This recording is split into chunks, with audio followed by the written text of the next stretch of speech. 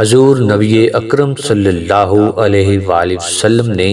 خود اپنا میلاد منایا۔ آپ صلی اللہ علیہ وآلہ وسلم نے اللہ تعالیٰ کا شکر بجا لاتے ہوئے اپنی ولادت کی خوشی میں بکرے ذبح کیے اور ضیافت کا اہتمام فرمایا۔ بہقی رحمۃ اللہ علیہ حضرت انس رضی اللہ تعالی عنہ سے روایت کرتے ہیں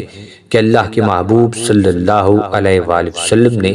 اعلان نبوت کے بعد اپنا عقیقہ کیا۔ دوسری حدیث مبارکہ میں ہے، حضرت عبداللہ ابن عباس رضی اللہ تعالی عنہ فرماتے ہیں کہ جب رسول اکرم صلی اللہ علیہ وآلہ وسلم کی ولادت ہوئی تو حضرت عبد المطلب رضی اللہ عنہ نے آپ صلی اللہ علیہ وآلہ وسلم کی طرف سے ایک مینڈے کا عقیقہ کیا۔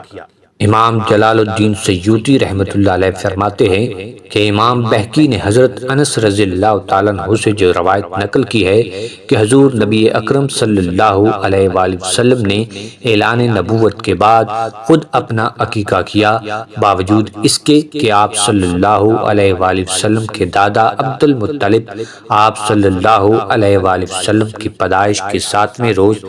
آپ صلی اللہ علیہ وآلہ وسلم کا عقیقہ کر چکے تھے اور عقیقہ دوبارہ نہیں کیا جاتا۔